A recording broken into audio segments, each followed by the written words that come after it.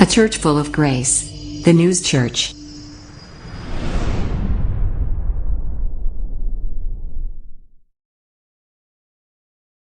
우리 오늘 이 성경 본문을 가지고 나눌 은혜의 제목이요, Come back to Jesus입니다. Come back to Jesus. Come back to Jesus. 예수님께로 돌아오라 이거예요. 주님께로 돌아오라. 하나님께로 돌아오라. 자, 여러분, 하나님 앞으로 우리가 돌아온다라는 것, 그게 어떤 방법이 있을까요? 첫 번째가 회개, 두 번째가 믿음으로 고백하는 것, 세 번째가 다시는 주 앞에 섰을 때 떳떳하지 못한 일을 하지 않고 되돌아서지 않겠다라는 각오할 때, 이게 바로 Come back to Jesus입니다. 오늘은 영화 이야기를 하나 하면서 예배를 시작할까 해요. 화면을 한번 좀 봐주시겠어요? 딱 저기 보면 그림에 어떤 장면인 것 같습니까? 뭔가 연기가 확 피어오르고 가운데 보면 뭐가 있어요? 연못 같은 게 있고 주변에 사람들이 서 있고 또 바로 이 앞쪽에는 두 사람이 그 장면을 쳐다보고 있죠. 자, 바로 이게 엔도 슈샤쿠라는 작가가 쓴 책을 원작으로 해서 만들어진 영화입니다. Silence. 자, 우리말로 뭐죠? 침묵. 맞아요. 침묵입니다. 에도 막부 시대에 일본 땅에 물론 이제 카톨릭 구교의 신부님들이 이제 복음을 전하러 이제 들어왔을 때 그들이 받았던 핍박, 또 그로 인해서 생겨났던 배교 등에 대한 이야기, 인간의 고뇌와 갈등을 가지고 만들어낸 이 이야기인데, 그 책이 엔도 슈샤쿠라고 하는 그 작가가 쓴 책인데요. 그 사일런스라는 제목을 가지고 만든 영화가 어떤 의미를 주는지 지난 주간에 제가 이 영화를 좀 한번 쭉 훑어본 적이 있어요. 이제 내용은 뭐냐면, 이제 마카오에 머물고 있었던 세바스찬이라고 하는 포르투갈의 신부입니다. 그 신부가 이제 이 이야기를 자서전적으로 쓴, 자필적으로 쓴 1인칭 관찰자의 시점이에요. 자신의 은사인 페레이라 신부가 먼저 일본 땅에 복음을 전하러 갔습니다. 자, 지금 이 전면에 보이는 삿갓을 쓴 사람은 일본 군사 사무라이고요. 그 앞에 서 있는 사람이 바로 페레이라 신부입니다. 이 신부가 같이 갔던 동료 신부들이 저렇게 핍박을 받고 고난을 받고 죽임을 당하고 하는 그런 장면을 보게 되므로 두려워했던 거예요. 두려움으로 인해서 그는 배교를 합니다.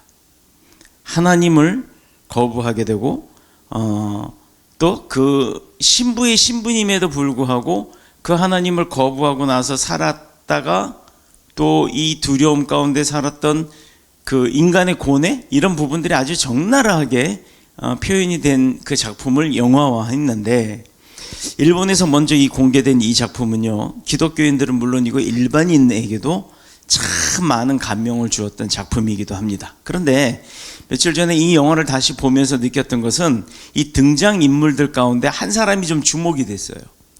자, 누구냐면, 자, 요 장면이 또 바뀌었죠? 요게 바로 온천에 그 펄펄 끓는 물을 갖다가 신부님들한테 부어요.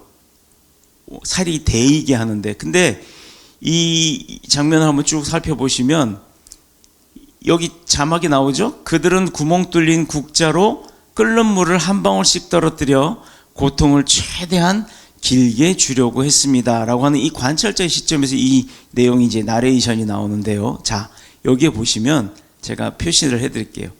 요 사람이 바로 그 포르투갈 신부입니다. 페레이라 신부가 갔던 그 스승이죠. 스승이 가서 배교했다는 소식을 듣고 이 두 사람의 제자인 신부들이 바로 그를 위해 세바스찬이라고 하는 이 신부가 페레이라 그 선배 신부를, 스승 신부를 어떻게 된 건지 확인을 하기 위해서 일본 땅을 가려고 합니다. 그런데 바로 이 앞에 있는 이 사람이에요. 마치 거지처럼 상하이에 와 있었던 일본인, 이 사람의 이름은 바로 기치지로라고 하는 사람이에요.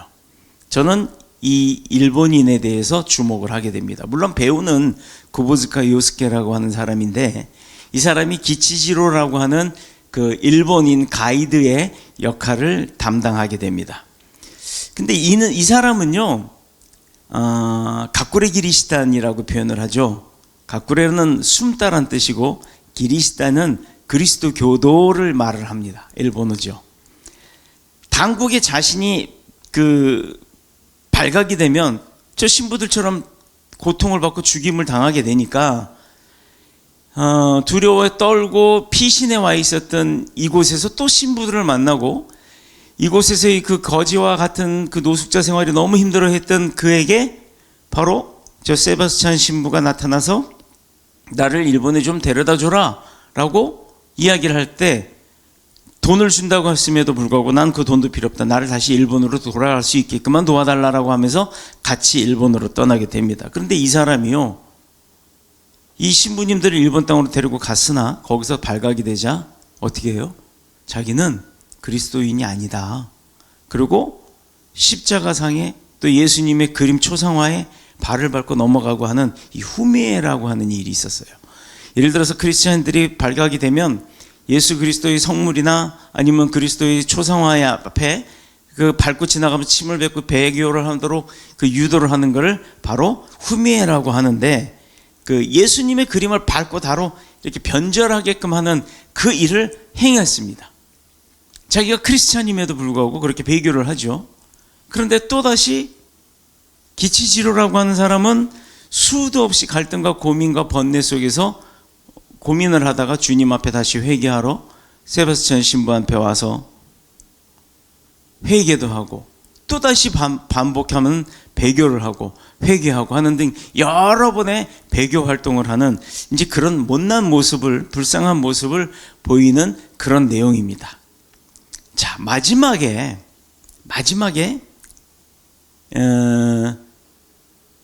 배교를 했던 이 세바스찬 신부가 죽임을 당할 때, 세바스찬이 아니죠.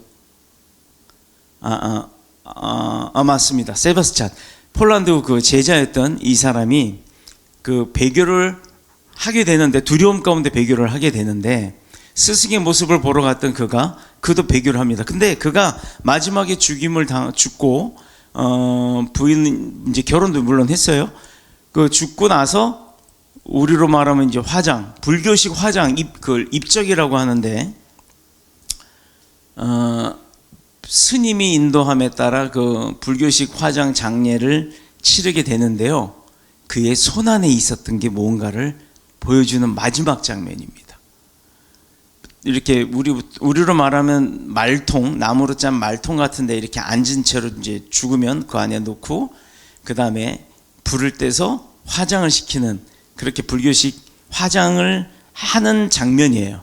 그런데 마지막에 그의 죽은 그 세바스찬 신부의 모습을 보이면서 그의 손이 이렇게 모여져 있는데, 그 손 안을 비추는 겁니다. 자, 이 얘기는 뭘까요? 결국에는 하나님을 배교했던 게 아니었어요. 하나님을 믿고 있으나 그 일본 땅의 현상과 환경에 따른 전도법을 썼던 겁니다. 그의 마지막 불교식 장례였기 때문에 입적의 모습 속에 그의 손에는 저렇게 십자가, 고상, 예수님이 달려있는 십자가를 고상이라고 하는데, 그 고상의 십자가를 손에 쥐고 있었다라는 장면이 마지막에 나와요. 그러면서 이 영화는 끝이 납니다. 여러분들 한 번씩 꼭 봤으면 좋겠어요. 자, 그런데 예수님은요, 그 기치지로라고 했던 그 안내자가 수도 없이 반복을 하면서 죄를 졌잖아요. 배교를 하고 회개를 하고 배교를 하고 회개를 하고. 근데 예수님은 뭐라고 했냐면, 네 형제가 너에게 죄를 범하면 몇 번이나 용서해 주리까? 라고 했던 베드로에게 주님은 뭐라고 대답을 했죠? 마태복음 18장 21절 22절의 말씀대로 7번씩 70번. 몇 번이에요 그러면? 490번인가요? 네, 490번까지 용서해 줘야 된다는 그 계산이 나옵니다. 여러분 그렇게 할 수 있어요? 같은 사람에게 같은 죄를 가지고 490번? 또 그 사람이 같은 계속 죄를 져갖고 오는데도 490번씩이나 그 영혼을 위해서 용서해 줄 수 있습니까? 오늘 호세아서의 마지막 본문이에요. 14장 마지막 절입니다. 호세아서의 핵심은 죄인을 향한 하나님의 끊임없는 사랑이에요. 7번씩 70번을 용서하라.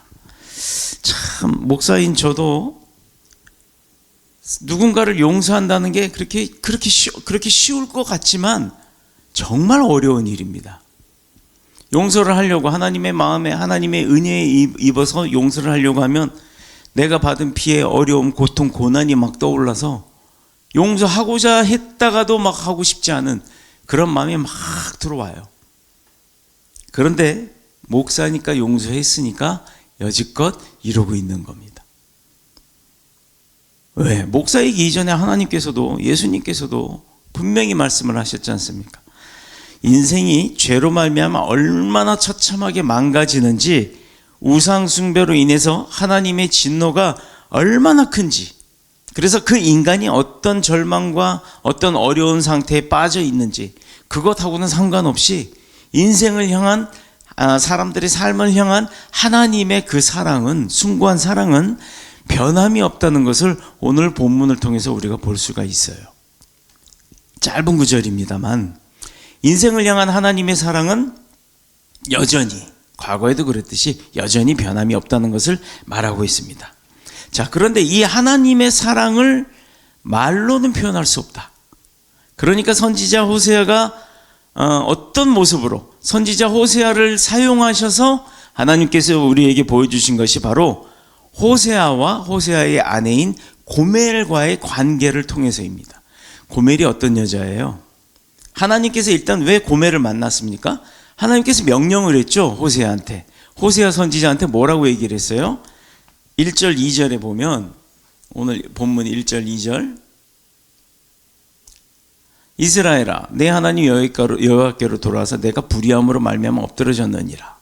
너는 말씀을 가지고 여호와께로 돌아와서 아뢰기를 모든 불의를 제거하시고 선한 바를 받으며 우리가 수송아지를 대신하여 입술의 열매를 주께 드리니이다.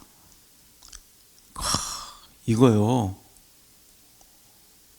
어떤 내용일까요? 과연 결론은 죄를 졌음에도 불구하고 하나님 앞에 와서 회개를 할 때 하나님께서요 뭐라고 명령을 하셨냐면, 음란한 여자를 맞이하여 너의 아내로 맞이하라라는 그 명령이 있었고, 그 명령에 호세아는 순종을 했습니다. 이유가 뭘까요? 이 나라가 여호와를 떠나서, 이스라엘이 여호와를 떠나서 이미 음란해졌기 때문이에요. 음란이란 건 뭐니까? 하나님을 배교하고 다른 우상을 섬겼던 겁니다. 우상을 섬기다 보니까 하나님이 십계명을 다 어기게 됐던 거예요. 자, 근데 거룩한 선지자가 지금으로 말하면 목사겠죠. 목사가 음란한 여인을 아내로 맞이하는 겁니다. 그리고 자녀까지 얻었지만 고멜은요, 이 사랑에 만족하지 못했어요. 그래서 가출을 하고 다른 남자를 만납니다. 호세아가 가서 그 여인을 다시 데려옵니다. 용서하고. 근데 또 가출을 해요. 또 데려옵니다. 또 가출을 합니다. 마치 기치지로가 자기 생명을 담보로 하는 것을 두고 하나님을 배교하고 회개하고 회개한 것처럼, 이 고멜이란 여인이 불러오면 가출을 하고 반복적으로 계속 이 남자 저 남자의 품에 안겼던 여인이에요. 호세아는 사창가에 팔린 아내를 데려오기 위해서 계속해서 값을 치러야 했습니다. 재벌은 개 못 준다는 그런 말이 있듯이, 고멜은 남편 호세아의 사랑에 만족할 줄 몰랐던 여인이에요. 그러다 하나님은 계속해서 호세아를 통해서 그 고멜을 용서하고 다시 데려오라고 합니다. 이유는 단 한 가지. 이스라엘이 음란한 고멜처럼 하나님을 떠나고도 그것을 깨닫지 못했기 때문이에요. 이스라엘을 향한 하나님의 변함없는 그 사랑을 몰랐기 때문입니다. 그래도 되는 줄 알았던 거예요. 13장 바로 이 앞장의 내용을 보면 이스라엘의 형편이 너무 처참하고 앞으로 받을 형벌은 아주 무서웠어요. 왜 이 언약의 백성들이 끔찍한 고난을 당해야 하고 마침내 잔인한 이방인에 의해서 망해야만 했을까? 축복의 근원인 하나님을 떠났기 때문입니다. 그들은 하나님을 떠나서 의지하면 안 될 우상들을 의지하였고, 사랑해서 안 될 것들을 사랑했고, 믿어서 안 될 것들에게 소망을 가졌기 때문입니다. 즉 배교한 것과 똑같은 거예요. 하나님을 배신한 겁니다. 우리가 알아야 할 것은 내가 하나님이 원하지 않는 악행을 행하면서 하나님이 미워하시는 것을 계속 행하면서 어떻게 하나님의 은혜를 당당하게 구할 수 있고 그 은혜를 누릴 수가 있냐 이 말이에요. 근데 여기서 재밌는 게 있죠. 하나님을 배신하면서도 하나님의 은혜를 구하고 하나님의 은혜를 누린다. 그럼에도 불구하고 하나님은 은혜를 주신다는 겁니다. 그러나 회복해서 돌아오기를, 회개해서 돌아오기를 원하신다는 거예요. 반복해서 신부 세바스찬에게 배신과 고통을 줬던 그 기치지로 같은 사람을 누가 그 사람을 고칠 수 있겠어요? 못 고치는 거예요, 사람은. 인간은 수행이나 자기 성찰을 통해서 어느 정도 인격의 변화는 가져올 수가 있을 수도 있겠지만 이거는 어떻게 보면 표면적, 겉으로 보이는 그 겉모습일 뿐입니다. 내면까지는 바뀌기가 어렵다라는 게 정설이죠.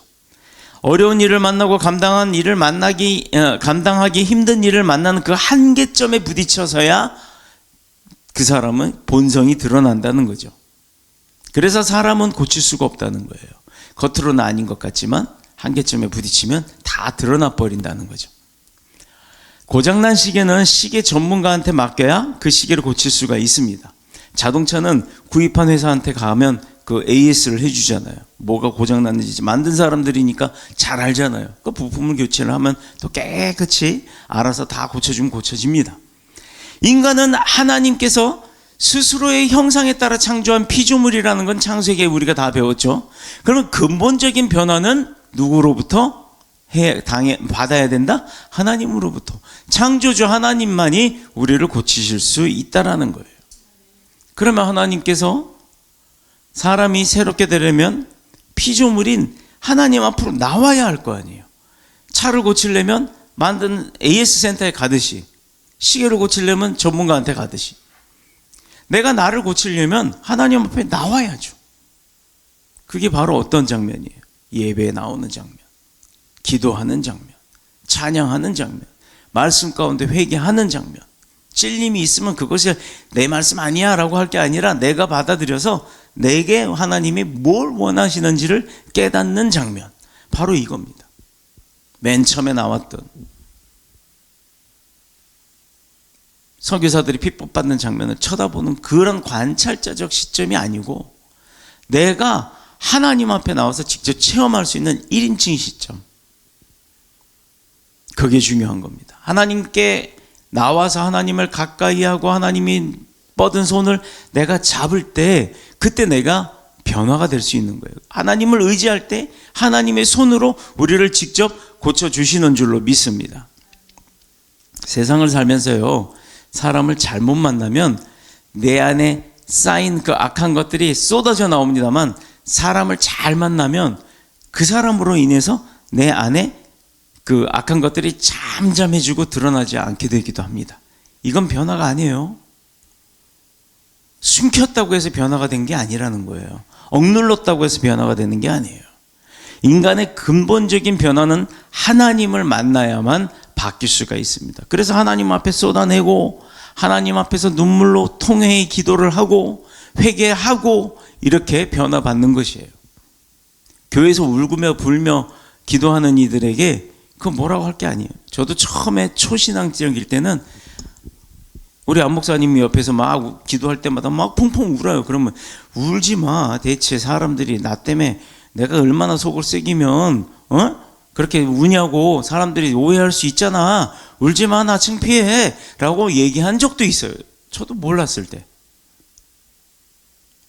근데 얼마나 잘못했으면 찔리는 게 많았는지, 무엇 때문에 우는지도 모르면서 울면서 기도하는 모습을 보고 내가 뭐라고 한 것 때문에 우는 걸로만 착각을 했던 겁니다. 그만큼 내 속에는 악한 게 있었다라는 거죠. 잠언 27장 17절에 보면요, 철이 철을 날카롭게 하는 것 같이 사람이 그의 친구의 얼굴을 빛나게 하느니라 라는 말씀이 있습니다. 내 주위에 변화되지 못한 위선자들이 많으면 그것이 바르고 정당한 줄 알아요. 그래서 친구들도 잘 만나야 돼요. 좋은 사람을 만나야 돼요. 배우자는 당연하고요, 교회는 더더욱이 좋은 교회를 만나야 복이 되는 겁니다.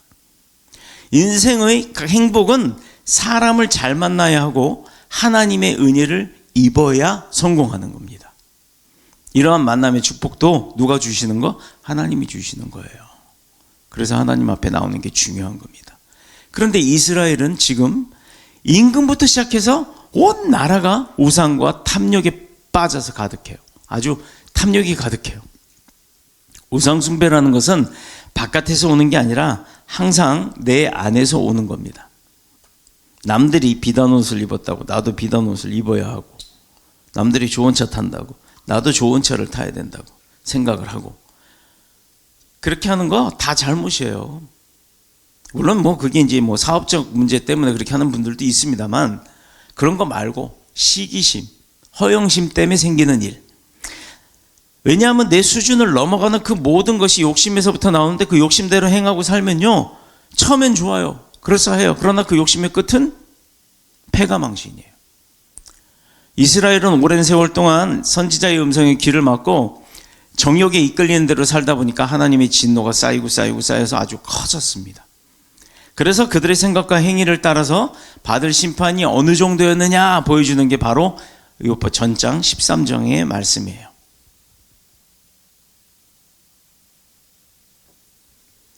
계속해서 그대로 가면, 변하지 않고 그대로 가면 살아남을 사람이 단 한 명도 없다라는 그 내용이 바로 13장의 내용입니다. 그래서 하나님이 이스라엘을 위해서 정하신 뜻이 뭐였냐면, 첫째가 오늘 본문 1절 내 하나님께로 돌아오라예요. Come back to Jesus. 내 하나님 여호와께로 돌아오라. 원래 있던 것을 되돌아가는 것이 돌아온다는 의미잖아요. Return. 우리가 있어야 할 자리, 처음부터 있었던 제자리로 돌아가는 것. Return. 내가 예전에 태어나서 하나님 몰랐어. 나중에 하나님 알 거니까 되돌아가면 나 하나님 모르는 세상으로 돌아갈 거야 라고 생각할 수 있어요. 착각입니다. 우리는 태초부터 하나님의 손으로부터 빚어진 피조물이에요. 그러니 어디가 본거지예요? 본향이에요? 하나님 앞이 본향인 거예요. 그걸 거꾸로 생각하면 안 돼요. 그게 진리가 아니란 말입니다. 누가복음 15장에 보면 아버지를 떠나는 탕자 이야기 너무 유명해요. 왜 둘째 아들이 아버지 집을 떠났을까? 욕심 때문이에요. 욕심. 다른 거 없어요. 욕심 때문에 떠났지만 거지가 돼서 돌아옵니다. 무엇보다도 아버지보다 더 성공하고 잘 살고 싶었던 자신감이 있었죠. 젊기 때문에. 그러나 나가보니까 어때요? 쫄딱 망했죠. 탕진하죠. 그리고는 오도 갈 데도 없었습니다. 결국은 되돌아오게 됩니다. 아들이 아니라 품꾼의 한 사람이라도 좋으니까 나 이 집에 종으로 다시 들어올 수 있게끔 해주세요 했지만 아버지는 어땠어요? 아니었잖아요. 먼저 달려와서 손 내밀고 안아줬습니다. 이것이 바로 하나님을 떠난 21세기의 탕자와 같은 우리의 모습이 되면 안 된다는 거예요. 그러나 그럼에도 불구하고 그런 우리에게 향하신 하나님의 사랑은 변치 않는다는 내용이 바로 오늘 본문의 내용입니다.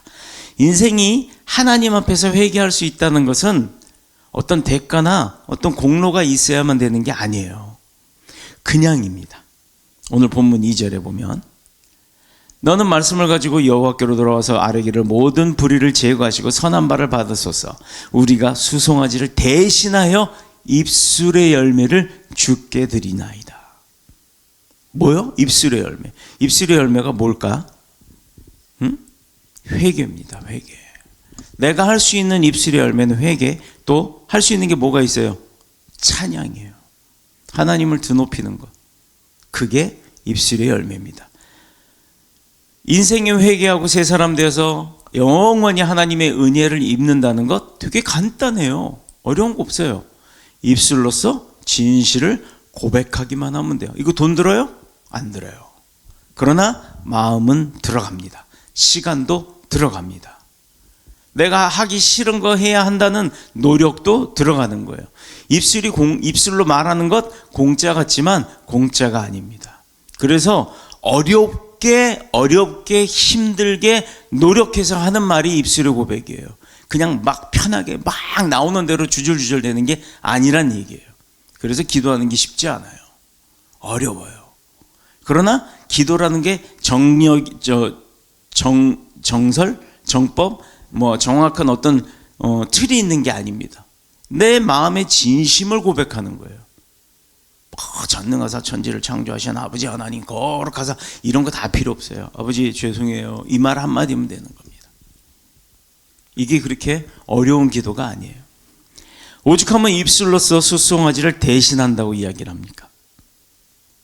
먼저 입술로서 자신의 죄를 진심으로 자복하고 엎드려서 죄를 회개하고 마음으로 하나님을 의지하면 나머지는 하나님이 다 해결해 주신다는 거예요. 이게 하나님의 은혜고 사랑입니다. 그런데 이게 쉬운 것 같아도요, 어렵죠. 어려워요. 내 안에 정욕이 너무 강하기 때문에 그래요. 그 정욕을 없애야 돼요. 소돔성이 하늘로부터 내리는 그 심판의 유황불로 멸망할 때도 천사의 도움을 받아서 도망가던 롯의 아내가 왜 소금 기둥이 됐을까? 결국엔 뒤돌아보지 말라 그랬는데, 뒤돌아보지 말라는 게 내 식구들 따라오나 안 따라오나 이걸 보라는 게 아니에요. 그 의미가 아니에요. 자기가 가졌던 그 내 재산, 내 집 저거 아까워서 어떻게 하고 돌아보지 말라는 거였어요. 그런데 결국은 뭐예요? 돌아봤단 말입니다. 그러니까 그 길에서 저주 받은 대로 소금 기둥이 돼버리고 만 거예요. 이유는 세상을 사랑하는 정욕이 너무 강했기 때문이에요. 그러므로 하나님 앞에 나올 때는 다 내려놓고 나와야 합니다. 집을 떠나 나와서 다시 돌아온 탕자처럼 아들이 아니라 머슴살이도 감사합니다는 그런 마음을 가질 때 돌아올 수 있다라는 거예요. 그래도 내가 아들인데 안 받아주겠어? 이게 아니라 참된 회개는 내 그 아들 자격조차도 내려놓은 그 모습입니다. 나의 연약함, 나의 실패와 부끄러움, 그걸 있는 그대로 인정하고 받아들여야 하나님이 손대시는 거예요. 하나님이 이스라엘을 위해서 정하신 뜻 두 번째 뭘까? 본문 4절입니다. 4절. 내가 그들의 반역을 고치고 기쁘게 그들을 사랑하리니 나의 진노가 그에게서 떠났음이니라. 기쁘게 그들을 사랑한대요. 반역을 고치고. 여기서 말한 반역은 하나님을 습관적으로 떠나는 거예요. 습관적으로. 반성하는 거죠, 반성. 우리는 회개했다고 하지만 또 똑같은 죄 반복하는 거, 그건 반성입니다. 호세아서의 내용의 흐름을 볼 때 이것은 영적인 간음을 의미하는 겁니다. 간음이나 불륜 이런 것들은요, 스스로 힘으로 고치기가 매우 어려운 죄의 습관이에요.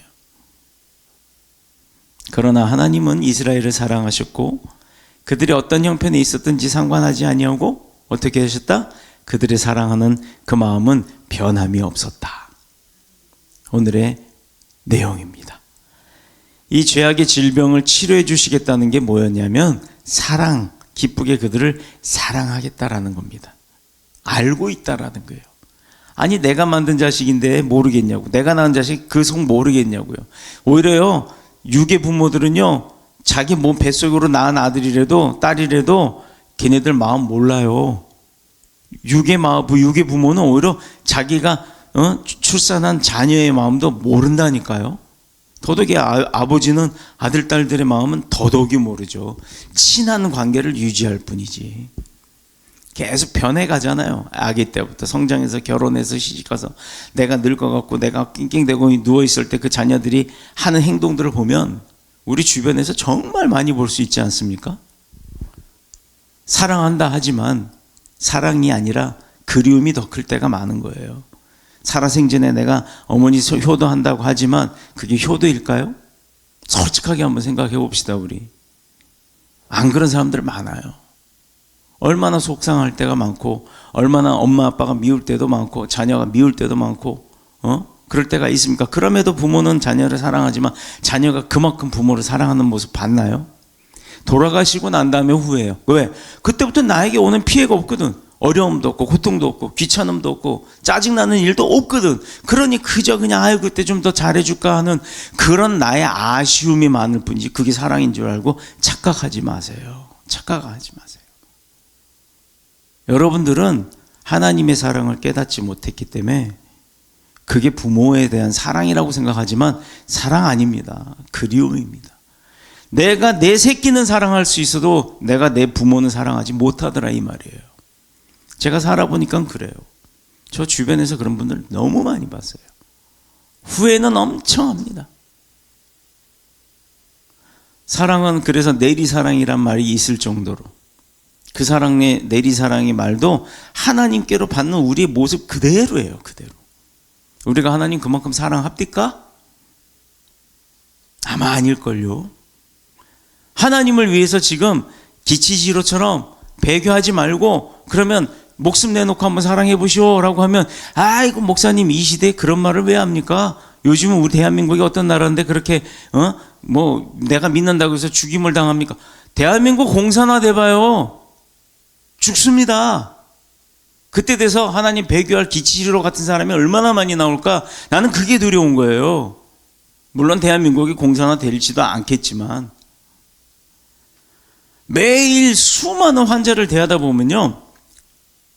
의사들도 그럴 거예요. 사랑하는 마음이나 불쌍히 여기는 마음보다도 의사라는 직업으로 당연하다는 듯이 그냥 아주 그게 업무적으로 객관적으로 아주 그냥 동일하게 그렇게 막 그 의사라는 일을 돈 버는 목적이 되어버릴 수도 있을 거예요. 그렇게 치료하는 경우가 많을 겁니다. 물론 안 그래요. 안 그런 사람들도 있겠죠. 이런 마음은 자식을 대하는 부모도 마찬가지예요. 똑같다는 얘기예요. 제가 서두에서 얘기했듯이 버림받고 쓸모없는 그런 인생일수록 더 귀하게 여기고 축복하는 것을 기뻐하시는 분이 하나님이에요. 그러니 여러분이 잘 나갈 때는 하나님을 잘 이렇게 섬기기가 어려운 거예요. 근데 어렵게 되고 힘들어졌을 때 하나님 앞에 나올 때 하나님은 그걸 불쌍히 여기시기 때문에 더 회복시켜 주려고 하시는 거란 얘기예요. 그때도 내려놓고 와야 돼요. 7번씩 70번 요동사하면서도 인생의 죄 가운데 구원받고 하나님의 은혜를 영원한 축복으로 누리는 것을 기뻐하시는 분이 하나님이라고 그랬잖아요. 하나님은 죄인이 죄 때문에 죽는 것을 싫어하시는 분이에요. 내가 죄인 된 것도 죄송한데 또 내가 죄인으로서 죄를 져갖고 내가 죽어버린다면 내 영혼이 죽는다면 하나님은 그걸 너무너무 싫어하는 거예요. 자신의 형상으로 본따서 지음을 받은 우리 존재이기 때문에 얼마나 그 마음이 아프시겠어요. 엄마 아빠가 결혼을 해서 애를 낳는데 애가 아니라 강아지가 나와요? 그럴 일이 있을까요? 없지요. 강아지하고 강아지가 개하고 개가 결혼을 했는데 거기서 호랑이가 나와요? 그런 일 없잖아요. 다 자기 부모를 닮은 모습으로 나옵니다. 왜일까? 하나님이 우리 인간을 하나님의 형상대로 만드셨기 때문이에요. 내 인생이 왜 이렇게 고단하고 왜 이렇게 실패와 고난이 많고 왜 나만 이렇게 어려운 세상을 사는가 라는 생각이 들 때가 많을 겁니다. 그럴 때일수록 여러분 비결 하나 알려드려요. 거울에 내 스스로의 모습을 한번 비춰보세요. 내 모습이 얼마나 초라한지 내 모습이 얼마나 비참한지를 한번 살펴보시기 바랍니다. 자, 그런데 그 비참함과 초라함과 어려움과 고난 가운데 빠져있는 그 내 모습은 누가 만들었어요? 저 사람이 만들었어요? 이 사람이 만들었어요? 나 스스로가 만든 겁니다. 아침마다 거울을 보면서 뭐 바르고 이 화장품 저 화장품 막 바르면 얼굴이 막 이뻐지기 시작합니다. 그거 누가 만드는 거예요? 그 얼굴 거울 보면서 내가 만드는 겁니다. 내 얼굴을 내가 어떻게 하느냐에 따라서 내가 바뀐다는 거예요. 자, 그러면 화장을 지우면 어떻게 돼요? 원래 모습으로 되돌아오죠. 그 얼굴이 바뀌나요? 안 바뀌는 거예요. 가린 겁니다. 그런데 여러분 생각해 보세요. 내 어려움과 고통 가운데 빠졌던 그 모습을 하나님 앞에로 나온다면 하나님께서 어떻게 하실까? 그래서 이렇게 말씀을 드릴게요. 말씀의 거울에 나를 비춰봐라. 그러면 그 말씀의 거울에 비춰진 나는 죄인일까? 은혜의 사람일까? 우리가 그걸 한번 판단을 해봐야 된다, 이 말씀입니다. 그곳에서 우리의 인생의 문제와 실패의 그 원인이 무엇인지를 찾아낼 수 있을 줄로 믿습니다. 말씀 안에서. 성경 많이 봐야 돼요. 잠언서를 한번 쭉 읽어보시면 내 삶의 문제점이 드러날 겁니다. 절망의 심연에 빠져 있는 인생들을 이 세상에서는 누구도 원치 않아요. 실패한 사람은 사람들을 쳐다보지 않아요. 잘 나가고 성공하는 것 같은 사람한텐 막 달려듭니다. 왜? 그 사람과 있으면 뭔가 나도 그렇게 될 것 같으니까. 맞아요. 마치 남편의 사랑을 버리고 집 떠난 고멜을 위해서 남편 호세아에게 몸값을 지불하고 내 아내를 다시 데려와라 라고 말씀하셨던 그 하나님, 이스라엘을 용서하시고 신부의 옷을 입혀갖고 단정히 다시 꾸며신 이후에 사랑하신 그 모습, 그런 모습을 원하시면서 하나님께서 저와 여러분을 오늘 이 자리에 부르신 줄로 믿습니다. 이는 2장 19절에서 20절에 기록된 말씀처럼 제가 읽을게요. 내가 너에게 장가들어 영원히 살되 공의와 정의와 은총과 긍휼히 여김으로 너에게 장가들며 진실함으로 너에게 장가들리니 너가 여호와를 알리라. 이것 때문이에요. 이게 뭔지 아시겠습니까? 지금 월드미랄 선교합창단 리더들이 어디가 있어요? 말레이시아의 조호르바르, 발음은 모르겠지만 그곳에 갔습니다. 왜? 올 7월에 있을 찬양 대행진, 전 세계에서 이제 그곳으로 찬양 대행진을 하러 갈 교두보를 찾으러 간 거예요. 사역지를 찾으러. 사탄이 얼마나 싫어하겠어요. 말레이시아가 어떤 나라예요? 이슬람 국가입니다. 그곳에 가서 찬양할 거예요. 전쟁을 선포하러 간 거예요. 기도해야겠죠. 이런 하나님의 조건 없는 사랑을 잘 깨닫고 그 사랑을 전달하는 전달자로 살 때, 그 삶이 전해질 때, 찬양을 통해서 그들의 마음이 바뀔 때, 그 사역을 하러 지금 월드미랄이 나가 있잖아요. 바로 그때 그 사랑을 전하는 전달자로의 삶을 살 때 많은 영혼들이 come back to Jesus 한다는 얘기예요. 하나님 앞으로 되돌아온다는 얘기입니다. 이렇게 고통 가운데 목숨을 바친 많은 순교자들이 했던 그 이유는 이 십자가 하나 때문입니다. 십자가의 사랑 때문이에요. 이제 컴백 투 지저스 할 수 있도록 만드는 저와 여러분 모두가 되셔서 하나님의 큰 영광이 되는 축복의 삶을 사시는 저와 여러분 모두가 되시기를 그리스도 예수님의 이름으로 축원합니다. 기도드리겠습니다.